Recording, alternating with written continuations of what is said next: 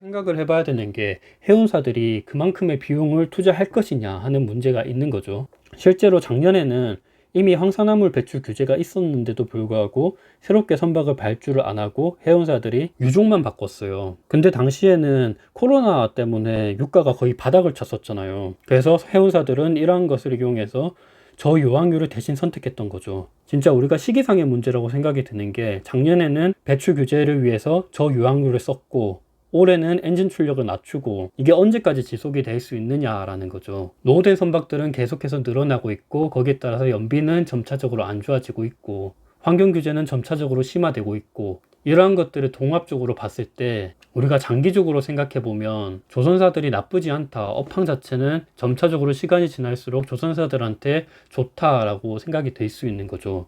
그리고 지금은 유가 자체가 많이 올랐기 때문에 작년처럼 저유황유랑 벙커유 간의 스프레드가 많이 줄어들면서 저유황유를 선택하는 이런 것들은 지금 사용하기가 좀 힘들다라고 볼 수 있는 것 같아요. 그리고 앞에서도 계속 얘기했는데 올해 하반기부터 카타르 LNG선이 이제 본격적으로 발주되기 시작할 거예요. 우리나라 조선 3사가 1년 전에 23조 원 규모의 카타르 LNG선 슬롯을 예약을 했거든요. 근데 보통 슬롯 예약을 한다 그러면 조선업계에서는 거의 이제 수주가 됐다라고 보더라고요. 조선사별로 각각 45척, 엄청 큰 규모죠. 근데 이게 2027년까지 장기 프로젝트인데 올해부터 4호전에 걸쳐 분할 수주한다고 했어요. 근데 최초 선박 납기가 23년 4분기인데 지금이 이제 21년 하반기죠. 근데 보통 선박 만드는 데 걸리는 시기가 2년 정도 걸리니까 이제 올해 하반기부터는 본격적으로 이제 수주가 시작돼야 된다는 거죠. 근데 지금 3반기에 이미 올해 수주 목표량을 거의 70% 가량 채웠는데 LNG선에 대한 수주도 진행이 된다 그러면 100%, 150%, 200%까지도 충분히 갈 수 있다고 생각이 듭니다.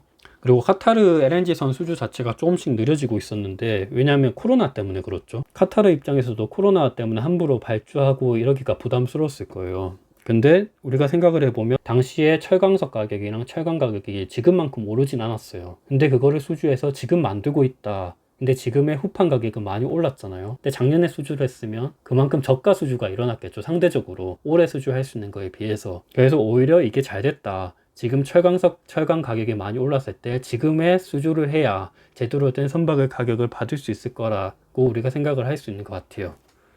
또한 그동안 유가랑 발주량 사이에 상관관계가 있었는데 보시면 같이 움직였죠. 계속해서. 근데 최근에 유가 자체가 계속 올라가고 있다. 이런 것을 봤을 때 발주량도 점차적으로 늘어날 수 있을 것이다 라고 보는 거죠.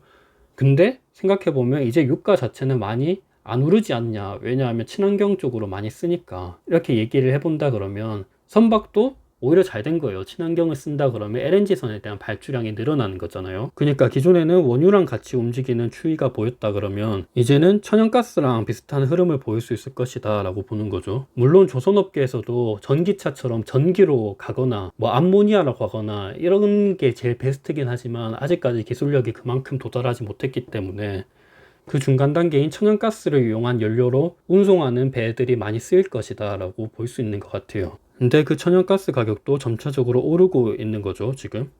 실제로 매해마다 LNG 수요가 점차적으로 늘어나고 있고 에너지 소비 국가 중에서 최대 국가인 중국이 보시면 LNG 수입량이 계속 늘어나고 있어요. LNG 수입량도 계속 늘어나고 있고 LNG선 운임도 계속 올라가고 있죠. 그런 것을 봤을 때 LNG선에 대해서 강국인 우리나라가 점차적으로 수혜를 받을 수 있을 확률이 클 것이다 라고 볼 수 있는 것 같아요. 다음 그림은 BDI 지수라 그래서 글로벌 물동량을 나타내는 그림인데 과거 2007, 2008년대 때 비교하면 아직까지 저점이에요. 조금씩 오르고 있긴 하지만 진짜 이게 폭발적으로 늘어난다 그러면 자, 업사이드는 무궁무진하다라고 볼 수 있을 것 같아요. 네, 앞에서 말씀드린 거를 간단하게 요약한 건데 점차적으로 환경 문제가 대두되면서 친환경 연료에 대해서 수요가 늘어나고 있다라고 봤을 때 가스 시대는 점차 개막될 것이다. 그래서 LNG선 강국인 우리나라한테 수혜가 올 것이다 라고 볼 수 있는 거고 또한 실제로 운임 지수가 계속 올라가고 있어요. 이러한 점도 조선 강국인 우리나라한테 계속 좋을 것이고 또한 코로나 이후로 특히 미국에서 고용률을 높이고 경제를 활성화시키기 위해서 대규모 인프라 투자를 해야 된단 말이죠. 최근에 인프라 투자 관련돼서도 대규모 투자금을 확보를 했죠. 미국에서. 그런 것을 따져봤을 때 인프라 투자에 따른 물동량은 계속 증가할 것이다. 그리고 운임지수가 계속 오른다는 것 자체가 지금 기존에 있는 선박 가지고는 이 물동량을 감당을 못한다라는 얘기잖아요. 이러한 운임지수가 계속 오르고 신조성가 지수랑 중고성가 지수도 계속 오르는 걸 봤을 때 앞으로 선박 발주는 계속 늘어날 것이다 라고 볼 수 있는 것 같습니다. 또한 계속해서 통신이랑 교통 발전이 이루어지고 있죠. 예전과 비교했을 때 우리 주변에서도 직구를 많이 한단 말이죠. 예전에는 직구 이런 거 잘 없었어요.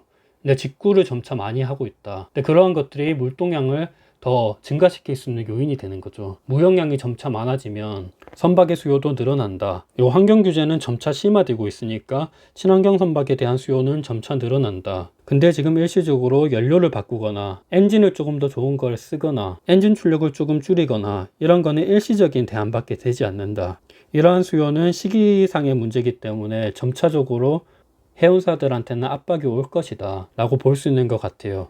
또한 추가적인 거가 있는데 호황기 시절이 2007년, 2008년 이때가 호황기였거든요. 슈퍼사이클. 그리고 2013년 이때가 좀 상대적으로 좀 호황기, 이때도 좀 잘 됐었어요. 여튼 이때 호황기 시절에 건조된 선박이 재발주되는 시기가 임박을 했다라는 거죠. 보통 선박의 수명은 20에서 30년이라고 보는데 2007년도 때 만들어진 선박을 2027년도 때 인도를 받기 위해서는 선박 인도 시기가 2년 정도 걸리니까 이제 지금부터 발주를 들어가기 시작해야 된다는 거죠. 조선업은 대표적인 시크릿컬 산업이기 때문에 진짜 한번 발주가 제대로 일어난다 그러면 진짜 엄청 큰 수주를 받을 수 있을 거예요. 노후화된 선박의 교체 시기는 점차적으로 다가오고 있다. 이것도 우리가 생각해 볼 수 있는 것 같아요. 네, 오늘은 조선업에 대해서 다뤄봤는데 조선업이 최근에 주가 흐름도 별로 좋지 않고 계속 떨어지고 있긴 한데 장기적으로 우리가 봤을 때는 되게 업황 자체는 나쁘지 않고 실제로 지금 경제 지표도 좋고 조선업 관련된 성과 지수도 계속 올라가고 있고 물동량도 올라가고 있고 실제 발주량도 올라가고 있고 조선사들의 수주 물량도 점차 개선되고 있고 환경 규제도 점차적으로 강화되고 있고 이런 것을 봤을 때 미리 우리가 조금씩 투자를 하면서 포지션을 확대해 나가는 게 오히려 좋을 것 같아요.